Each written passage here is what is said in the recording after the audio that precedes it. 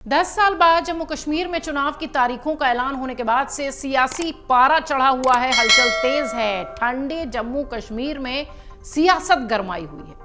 जम्मू कश्मीर में विधानसभा चुनाव के ऐलान के बाद हर रोज एक नया अंदाज राजनेताओं का, पार्टियों के नए फैसले दिखाई पड़ रहे हैं। सभी पार्टियों की रणनीतियां अलग अलग तरीके से दिखाई पड़ रही हैं और इसी बीच जमकर बयानबाजी भी हो रही है। दावा यह किया जा रहा है कि अलग अलग राजनीतिक दलों के कई नेता कांग्रेस में शामिल हो सकते हैं। इस बीच एक नाम जो पिछले कई दिनों से चर्चा में है, गुलाम नबी आजाद। कहा यह जा रहा था कि उनकी अध्यक्षता वाली डेमोक्रेटिक प्रोग्रेसिव आजाद पार्टी के वरिष्ठ नेता मोइनुद्दीन कांग्रेस में शामिल हो गए हैं। अब गुलाम नबी आजाद भी शामिल हो जाएंगे कांग्रेस में वापस। शामिल होने से संदर्भ वापसी से है। इसके बाद भी यह चर्चा होती रही कि गुलाम नबी आजाद एक बार फिर कांग्रेस में वापसी करेंगे। तब भी होती रही जब उनकी पार्टी के तमाम कैंडिडेट्स के नाम भी सामने आ गए, उम्मीदवारों के नाम घोषित कर दिए गए। कई सोशल मीडिया की पोस्ट में यह दावा किया जा रहा था कि जम्मू कश्मीर चुनाव के बीच गुलाम नबी आजाद फिर से कांग्रेस में वापसी करेंगे। इस बीच आजाद ने पार्टी उम्मीदवारों के नाम का ऐलान कर दिया, तमाम अटकलों को विराम लगा दिया। लेकिन अब गुलाम नबी आजाद ने एक बार फिर से ऐसा फैसला लिया है जिसके बाद चर्चा यह हो रही है कि हो सकता हो वो कांग्रेस में चुनाव बाद चले जाएं। कहीं ना कहीं ऐसा लगने लगा है कि गुलाम नबी आजाद दूर का सोच रहे हैं और वो कांग्रेस में वापसी कर सकते हैं। आखिर क्या ऐसा कदम है, क्या ऐसा फैसला है जो गुलाम नबी आजाद ने लिया है जिसके बाद एक बार फिर उनके कांग्रेस में शामिल होने की अटकलें तेज हो गई हैं? दरअसल जम्मू कश्मीर में होने वाले विधानसभा चुनाव से पहले पूर्व कांग्रेसी नेता गुलाम नबी आजाद ने एक फैसला लिया है जिसे जानकर हर कोई हैरान है।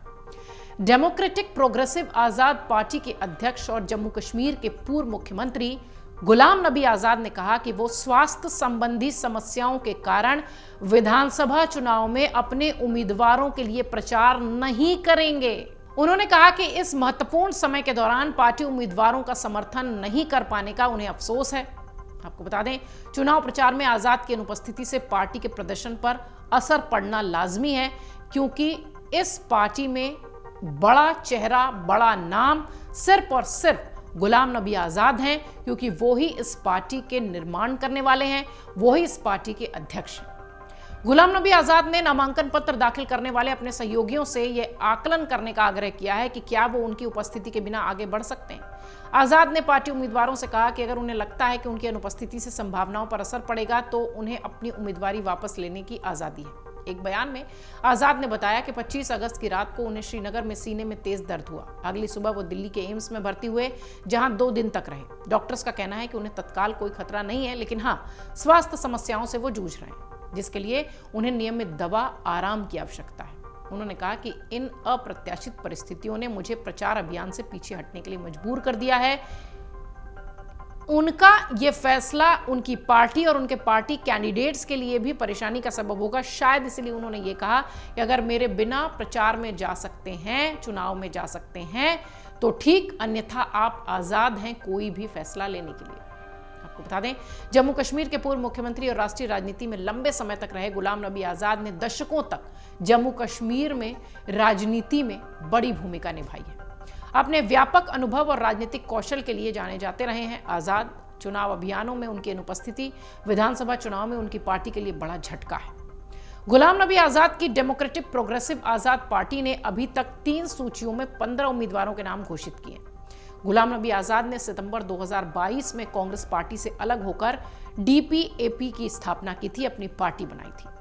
आजाद ने अपनी पार्टी में कोई पूर्व कांग्रेस विधायकों को शामिल किया था। कई सारे ऐसे लोग थे जो कश्मीर और जम्मू कश्मीर में अपने अपने क्षेत्रों में प्रभावशाली थे। हालांकि हालिया लोकसभा चुनाव में पार्टी का प्रदर्शन निराशाजनक रहा। सभी 3 निर्वाचन क्षेत्रों में पार्टी के उम्मीदवार अपनी जमानत तक नहीं बचा पाए थे। वहीं जम्मू कश्मीर में होने वाले विधानसभा चुनाव में प्रचार से किनारा करने वाले गुलाम नबी आजाद क्या संदेश देना चाहते हैं, इसका हर किसी को इंतजार है। जम्मू कश्मीर 18 सितंबर से 3 चरणों में वोटिंग होनी है। यहाँ पे 4 अक्टूबर को हरियाणा के साथ नतीजे आएंगे। 2019 में आर्टिकल 370 हटने के बाद अगर देखिए तो ये पहली बार चुनाव है ऐसे में तमाम पार्टियां जो जम्मू कश्मीर की अपनी पार्टियां हैं, जो वहां एक्टिव रहती हैं, वो पूरी तरह से चुनावी मैदान में दमखम के साथ उतर रही हैं। ऐसे में डेमोक्रेटिक प्रोग्रेसिव पार्टी के अध्यक्ष और कांग्रेस के पूर्व कद्दावर नेता गुलाम नबी आजाद चुनाव प्रचार से दूर रहेंगे। इसका असर उनकी पार्टी पर और राजनीतिक समीकरणों पर भी पड़ेगा, ये तय है। अगर आप ये वीडियो YouTube पर देख रहे हैं तो हमारे चैनल को सब्सक्राइब करें और बेल आइकन को दबाना ना भूलें। अगर आप Facebook पर ये वीडियो देख रहे हैं तो हमारे पेज को लाइक करें।